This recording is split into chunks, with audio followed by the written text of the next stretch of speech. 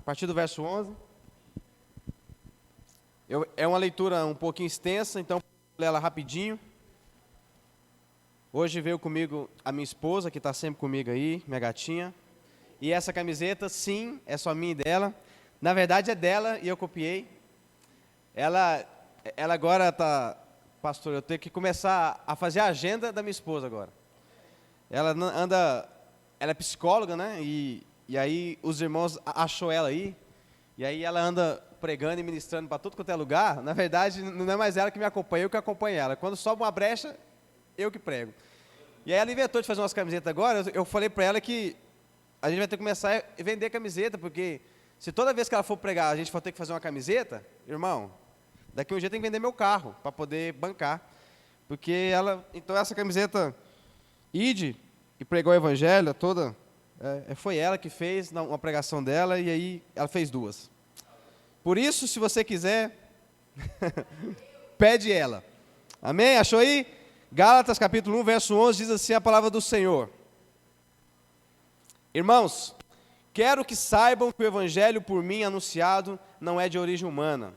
Não o recebi de pessoa alguma, nem me foi ensinado. Ao contrário, eu o recebi de Jesus Cristo por revelação. Vocês ouviram qual foi o meu procedimento no judaísmo?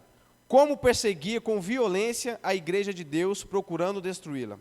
No judaísmo, eu superava a maioria dos judeus na minha idade e era extremamente zeloso nas tradições dos meus antepassados. Mas Deus me separou desde o ventre materno e me chamou por sua graça. Quando lhe agradou revelar o seu Filho em mim, para que eu anunciasse entre os gentios, não consultei pessoa alguma. Tampouco subi a Jerusalém para ver os que eram apóstolos antes de mim, mas de imediato parti para a Arábia e voltei outra vez a Damasco. Depois de 3 anos, subi a Jerusalém para conhecer Pedro pessoalmente, e estive com ele 15 dias. Não vi nenhum dos outros apóstolos, a não ser Tiago, irmão do nosso Senhor. Quanto ao que lhe escrevo, afirmo diante de Deus que não minto. A seguir, fui para a região da Síria e da Cilícia. Eu não era pessoalmente conhecido pelas igrejas da Judéia, que estão em Cristo. Apenas ouviram dizer, aquele que antes nos perseguia, agora está anunciando a fé que outra hora procurava destruir. E glorificavam a Deus por minha causa. Só até aí. Eu li esse contexto todo aí, eu poderia ler só o finalzinho, mas eu fiz questão de ler todo esse contexto, para que você prestasse atenção apenas aqui, assim, no contexto, mas o que eu vim falar com você hoje, está aqui, ó, a partir do verso 21, que diz assim: a seguir fui para a região da Síria e da Cilícia. Eu não era pessoalmente conhecido ali pelas igrejas da Judéia, que estão em Cristo. Apenas ouviram dizer, aquele que antes perseguia, agora está anunciando a fé que outra hora procurava destruir, e glorificavam a Deus por minha causa. Amém. Queridos, Paulo estava escrevendo àqueles irmãos, e nessa escrita que ele escreveu para aqueles irmãos, ele estava ali exortando aqueles irmãos, porque eles conheciam o evangelho verdadeiro, mas estavam vivendo um evangelho diferente do que aquele que eles tinham aprendido. O povo estava se desviando, porque eles estavam vivendo no tempo da graça, mas vivendo pela lei. Então Paulo escreve 6 capítulos aqui, você vai ler toda a epístola de Paulo, exortando aquele povo, criticando aquele povo e sendo enfático em dizer àquele povo, olha, larga isso daí e volta, porque não é pelo que você faz, mas é pela graça, é pela fé em Cristo Jesus que veio a sua justificação. Mas o povo ainda achava o povo ainda estava sendo ensinado por falsos líderes, que criticavam o ensinamento que Paulo estava levando, de que a justificação vinha pela fé. Então Paulo escreve essa carta para aquele povo, e no comecinho da carta ele faz questão de mostrar para aquele povo a sua autoridade, que aquilo que ele fala não foi ensinado por homens, mas foi revelado por Cristo. Pronto. Mas tem um pedacinho aqui, que é esse que eu li para você, que Deus é sensacional. Pastor Léo, vou contar para o senhor aqui, o senhor não conta para eles não, só entre nós aqui. Eu estou conversando com Deus, só entre nós, entendeu? Aqui, conta para nós. Mas eu estava conversando com Deus, e falando para Deus que, quando eu for ministrar, Ele não me dá a palavra assim perto do dia, não, porque eu fico com medo de pregar assim, entendeu? E aí esses dias eu pensei, né, já estava chegando o dia de eu vir, eu não me lembro se era, acho que era quarta-feira, e aí eu resolvi entrar para dentro do quarto para orar. Não, terça-feira, eu tinha um futebol marcado, vou contar para os irmãos, que vocês não contam para minha esposa não, só entre nós aqui. Eu tinha um futebol, e minha esposa estava meio enferma, e eu resolvi não ir jogar futebol, para poder ficar com ela. E aí, sentei no sofá, de boa, pá, pensando, não estou indo jogar futebol, mas tá bom, estou aqui, estou de boa, estou com minha esposa, aquela coisa toda. Aí, na hora que eu sentei no sofá, ela já ligou, ela estava vendo TV, que ela ficou o dia inteiro em casa de repouso, que foi no hospital, o médico pediu para ficar de repouso, e aí ela colocou lá um filme da Netflix, com a boa intenção de eu ver com ela, mas nessa hora o senhor me incomodou, eu falei, amor, eu vou ali para o quarto orar um pouquinho, e deixei ela para trás. Na hora que eu entrei para dentro do quarto, fechei a porta, que eu sentei, eu falei, Deus, o que eu vou ler? O que eu vou falar para aquele povo? O senhor não me dá a palavra no sábado não, no domingo não, que aí o senhor me coloca numa situação complicada. E aí ele foi e me deu gás, na hora que eu abri a Bíblia, que eu li o primeiro capítulo, eu já saí do quarto chorando, né, emocionado, cheguei na minha esposa, falei, amor, deixa eu te contar o que Deus falou comigo, e ela estava vendo o filme, ela pausou, e ficou assim me olhando, e eu fui falar para ela disso que Deus falou comigo, e eu vim compartilhar com vocês. Paulo, então, ele escreve aquilo ali, e ele começa a contar para aquele povo, da experiência que foi a vida de Paulo. Ele fala, irmãos, eu quando eu estava no judaísmo, eu defendia aquilo com unhas e carnes. E eu persegui a igreja com violência. Até que Jesus teve um encontro comigo, e aquilo que eu procurava destruir, eu passei a poder pregar, a anunciar. Porque Paulo estava mostrando para aquele povo que a autoridade que Paulo falava, que tanto era questionada por eles, através de influências de outros líderes, aquilo que Paulo falava, não era uma coisa, um achismo, era a verdade. Ele fala, no texto que eu li, ele fala, olha, aqui, isso que eu falo para vocês, eu falo porque é verdade, eu não minto, é verdade. Não foi por mim ensinado por homens, mas foi revelado por Jesus. Então ele começa a mostrar a sua autoridade. Mostrando essa autoridade como? Ele contando como foi a vida dele, como é que foi a experiência dele. Só que tem um finalzinho que, cara, me encheu demais quando eu li, que ele fala o seguinte, olha, as igrejas lá, eu não conhecia elas pessoalmente, mas elas ouviram falar que aquele que perseguia a igreja, agora anunciava ela. E o último versículo que é extraordinário, e eles glorificavam a Deus através de mim. Eu saí do quarto e falei, amor, olha isso aqui. O povo não conhecia Paulo, mas eles ouviram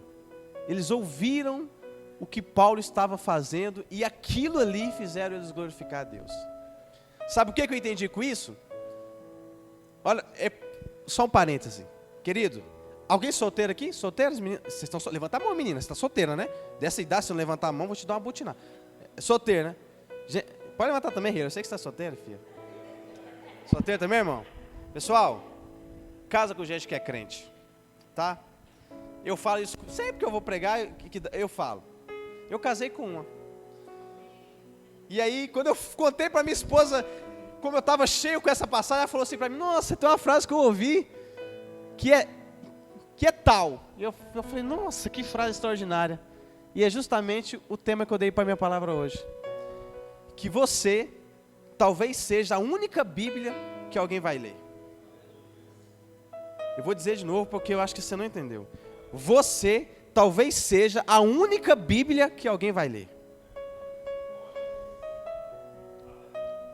E foi isso que Paulo falou comigo. Não é o que você prega. Não é só o que você prega, na verdade. Não é o que você veste. É o que você vive.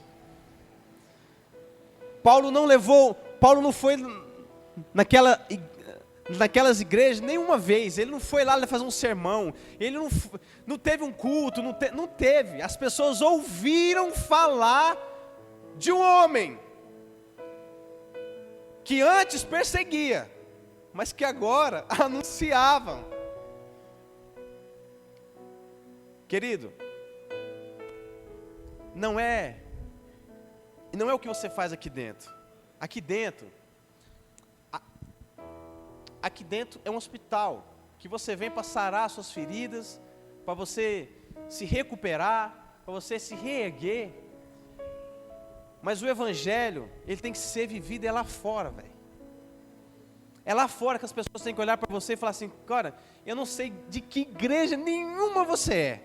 E se igreja for.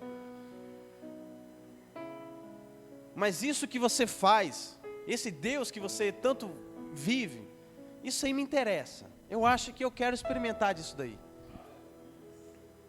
Essa semana aconteceu algo extraordinário. Nem contei para minha esposa, mas eu esqueci de contar isso. Mas isso é normal, ela já está acostumada com isso. Essa semana eu cheguei no restaurante com almoço todo dia. Cheguei com meu prato de comida, pus na balança, e o cara que estava lá pesando, ele virou para mim e falou assim, ele estava anotando lá, e ele falou assim: deixa eu perguntar uma coisa pra você. Você é crente? É a segunda vez na minha vida cristã que isso me acontece. Eu nunca preguei para ele. Eu não vou lá com Bíblia debaixo do braço. Eu não vou com a minha camiseta da Mobieg. Eu vou geralmente com o meu uniforme de trabalho. Esse que tá TID aqui, ó. Só. E ele, anotando, virou para mim: você é crente? Querido, não é o que eu falo para ele. É o que está dentro de mim. Entendeu? Não é o que eu vivo só no domingo. Não é o que eu vivo quando eu pego esse microfone na mão. É o que eu vivo dentro da minha casa. É o que eu vivo lá no meu trabalho. É o que eu vivo na minha faculdade. É isso que alcança as pessoas. As pessoas estão cansadas só disso daqui. A Bíblia é linda, é a palavra do Senhor. Mas se ela não for vivida, uma vez eu ouvi uma frase que era assim: a Bíblia vivida é a palavra de Deus. A Bíblia, se ela não for vivida, ela virou um livro histórico. Cheio de histórias. Que muita gente coloca em cima do painel do carro. Que muita gente deixa aberta em cima do balcão lá de casa. Mas que não sabe, nunca leu nada. Isso não é o evangelho. O que as pessoas querem é mais que isso. O que as pessoas querem é jovens comprometidos. O que as pessoas querem são adultos com integridade. O que as pessoas querem lá fora é gente que lá fora pregue o que elas vivem aqui dentro. Você é um missionário de Deus onde você está. Quando você sai da sua casa, é uma viagem missionária. E quando aquele menino lá perguntou se eu era crente, cara, eu me enchi demais. Eu falei: poxa Deus, é isso daí. É para isso. É para isso que eu abro mão do meu sábado à noite. É para isso que eu abro mão do meu domingo. É para isso que eu... É para isso. É para isso. E quando ele perguntou: você é crente? Eu falei: não, sou demais. Você ainda não é não? Ele: não, eu sou também. Eu falei: tu é nós, Pai do Senhor. Ele: Pai do Senhor. Foi louco demais. É essas experiências. Por isso que quando Deus faz as coisas na sua vida, você tem que contar para as pessoas. Porque tem uma frase que é muito legal. Eu gosto muito dessas frases, vou botar na cabeça. Uma palavra, ela até convence, mas é um exemplo, ele arrasta. Cara, eu vou ser sincero com os irmãos. Às vezes eu prefiro ver alguém vir aqui na frente contar um testemunho do que a pregação em si. Porque às vezes é o testemunho da pessoa, é o viver da pessoa. Sabe, quando alguém chega aqui e fala, cara, eu passei por isso, passei por aquilo e aquilo outro. Isso eu falo, cara, isso daí é o evangelho vivido. No som do céu, o pastor Raimundo foi lá. O senhor conhece o pastor Raimundo, pastor Léo? É um missionário, um negão desse tamanho aqui.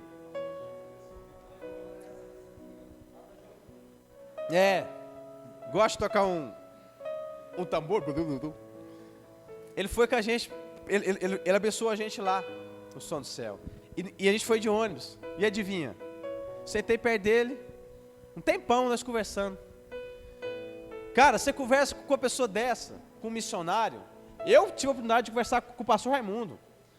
Mas você conversa com um missionário que vive o evangelho de verdade, que vive experiências, que você fala assim, cara, não acredito, ele de jeito. Ele contou pra gente, ele não vai saber, mas depois eu conto pra ele que eu contei, tá? Ele não vai cobrar nada por isso não. Mas ele contou pra gente que já faz alguns anos que ele vive pela obra, mesmo assim, né? E aí ele disse assim que a esposa dele, né? E aí a esposa tem que ser outra missionária, né? Porque esposa é cara, né, pastor? Esposa é cara. E aí ele vive pela obra, ele vive pelo amor dos irmãos, pela providência de Deus. E ele dizendo, e ele contando as várias histórias que ele tem, e ele assim, você começa a conversar com ele começa a contar a história dele empolgado. E você quer ouvir mais, você quer alimentar disso daí. E ele contando algumas experiências, ele contou que uma vez, ele faz um trabalho missionário em Guiné-Bissau, ele tem um trabalho lindo lá, e aí ele vai para lá, vem para cá, vai para lá, vem para cá, então ele não tem casa fixa. Toda vez que ele chega aqui, ele precisa juntar umas coisas, e aí depois que vai embora, ele deixa essas coisas numa casa alugada, e fica poeirando, e aí quando ele chega, às vezes a pessoa quer a casa de volta, e aí, não, é difícil a vida dele. E ele começou a orar a Deus, e a esposa dele também junto, pedindo a Deus um apartamento, uma casa, uma coisa assim, para ele poder deixar as coisas dele. E um belo dia aí, ele estava saindo para ir numa reunião com não sei onde aí, e aí ele passou numa igreja, na igreja dele, ele passou e entrou para poder orar um pouquinho antes de ir para essa viagem. Na hora que ele entrou lá dentro, tinha um irmão, que é empresário, e esse irmão chegou para ele e falou, olha pastor, eu comprei eu não lembro se era uma casa, um apartamento, né? Obrigado, minha esposa me ajuda nisso. Comprei um apartamento, mas quando eu comprei, o senhor me incomodou e disse que esse apartamento não era para mim, que esse apartamento era, não, tem um pedaço importante. O irmão, antes de falar isso, chegou para ele e perguntou assim, pastor, o senhor tem hoje aí 70 mil reais? Aí ele falou assim, não. Aí ele falou assim, eu tenho porque eu sirvo um Deus do ouro da prata, não sei o que, mas na verdade dinheiro mesmo ele não tinha. Mas a oração do irmão foi justamente essa. Ele falou, Deus, se esse apartamento não é para mim mesmo, para quem for, eu quero chegar e perguntar se tem, e a pessoa vai falar que tem. Mas o pastor Raimundo não tinha, mas ele tinha pela fé. E ele falou assim, eu tenho, lógico que tenho, eu sirvo o Deus do ouro e da prata, lógico que eu tenho. E o irmão chegou para ele e falou assim, pastor, eu orei, e era isso que eu queria, e a chave está aqui, é seu. Nossa, Deus do céu. Eu falei, pastor, isso aí, você está de sacanagem comigo. Sério? Sério, irmão. Eu falei, nossa, pastor, que loucura. Aí no dia do som do céu, para terminar, de chave de ouro, no dia do som do céu, o Yuri, filho do pastor Fábio, abriu uma lojinha aí vendendo umas coisinhas que ele compra de fora, uns negócios eletrônicos, e ele trouxe um carregador portátil. Entregou para mim e falou assim, Warley, sorteia entre os jovens, eu estou abençoando a juventude. Só que já era no final do culto. Eu falei, Yuri, ficou difícil, porque como é que eu vou sortear agora? Como é que eu entrego o número?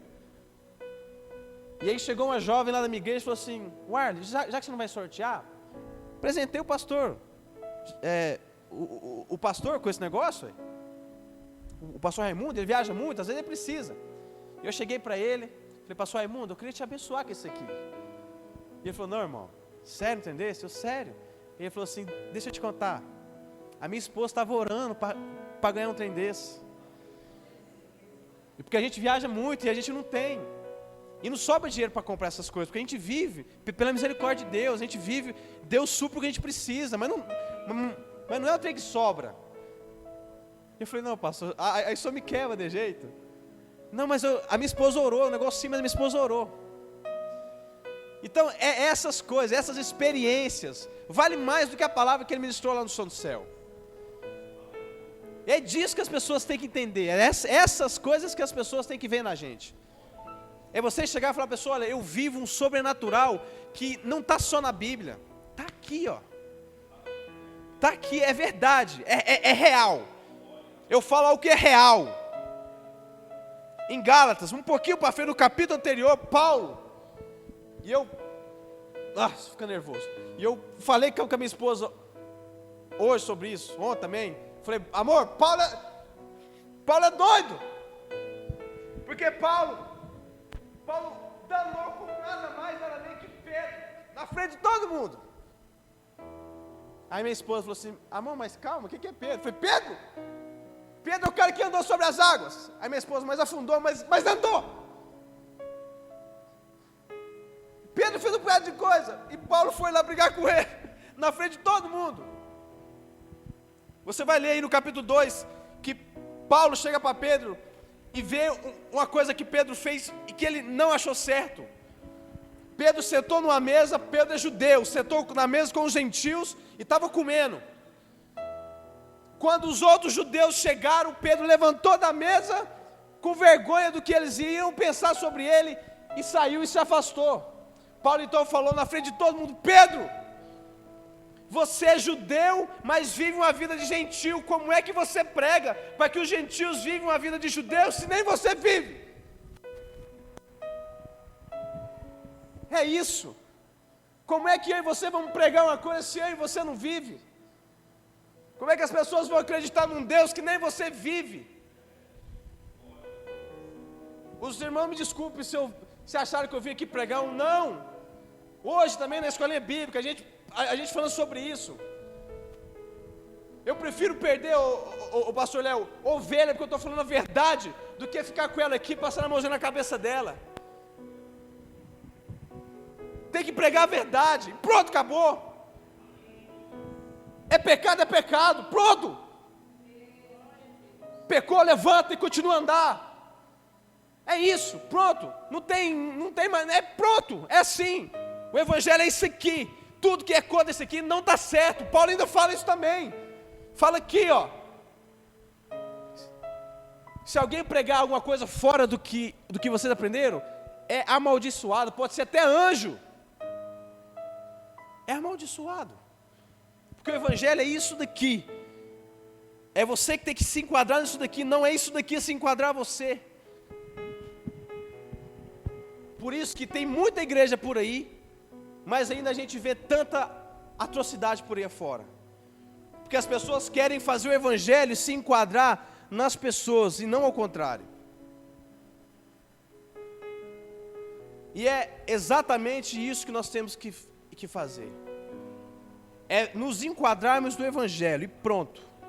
Sermos pessoas retas, íntegras, pessoas que lutam contra o pecado, pessoas que lutam contra as coisas erradas, pessoas de bom caráter, de boa índole, pessoas que são confiáveis, pessoas que vão multiplicar o amor. E é isso. Do que adianta sermos igreja, mas que não faz potoca nenhuma? Que igreja que nós somos? Não foi para isso que Jesus chamou a gente. Não foi para isso que nós estamos aqui. Ah não, irmão, eu já estou velho, não passou o seu tempo, não. O seu tempo é agora, é o hoje. Nós vivemos pregando que a volta de Cristo está aí, mas a gente não faz nada para mudar isso. Não preocupa em nada, não chora quando peca mais, não dói. Uma pessoa lá fora com fome não te emociona. Se a cruz que você carrega não te gera amor, ela não é a cruz de Jesus. A cruz de Jesus que nós carregamos, ela gera em você amor, compaixão, pelo próximo lá fora. É isso. A nossa cruz tem que fazer em nós alguma mudança. Você tem que ser ex de alguma coisa. Você tem que vir para Jesus, e aqui você tem que ser algo diferente. Tem uma jovem lá na minha igreja, vive pregando isso, eu acho que já está na hora de mudar, né? Mas tem uma jovem na minha igreja, que ela um dia chegou para mim e falou: olha, eu não estou vindo mais para a igreja, porque a minha mãe não deixa eu vir. E não foi conversar com a mãe dela: por que você não deixa sua filha ir para a igreja? Aí ela fala assim: a minha filha foi para a igreja, mas não mudou nada. Se for para ela ficar igual ela está, ela fica aqui em casa. E eu falei para essa jovem: olha, sua cabeçuda, se você não mudar nada, você não vai vir para a igreja. Você precisa ser diferente. Obedece a sua mãe, ajuda seu pai. A sua mãe tem que ver algo em você, que se você não vê nada, o que vai adiantar sair de casa? É melhor você ficar lá na sua casa, fazer janta. Resumindo, hoje, algum tempo atrás, a mãe dela foi lá na igreja: pelo amor de Deus, cuida da minha filha, busca minha filha lá, que minha filha está andando por caminho ruim. Voltou para a igreja, está lá, bênção. Hoje a mãe dela já deixa ela ir, já, entendeu? Eu falei: é isso aí que tem, o evangelho tem que causar alguma mudança na gente. E essa mudança, querido, é essa mudança que é o que as pessoas lá fora precisam ver. A palavra, ela é linda, ela precisa ser pregada. Mas Agostinho disse: olha, prega o evangelho. Se preciso for, use palavras. Se preciso for. Porque a pregação, mesmo vivida, é a nossa vida. É isso aqui. Amém? Quanto tempo, amor? Você nem marcou, né? Marcou? Mas quanto tempo? 28? Deus é bom. Porque eu falei para o meu Senhor que eu tenho que diminuir as minhas pregações. Estava ficando muito longa. E eu falei para o Senhor que eu queria de entre 30 e 40 minutos. Eu tenho 2 minutos. Mas é sério, eu não gosto de ficar estendendo não, porque eu acho que o que o Senhor tem para falar, você não precisa ficar inventando não. Fala o que Ele falou. Se Ele mandar falar em 2 minutos, é 2 minutos que vai mudar a sua vida, pronto, acabou. Não adianta você ficar aqui engromando. Amém? Então, quero que você feche seus olhos. Eu quero orar por você.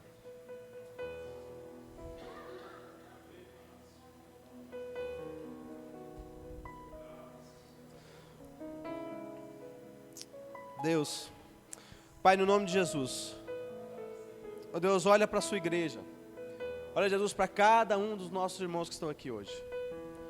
Pai, hoje eu declaro na vida deles, ó Deus querido, a vitória.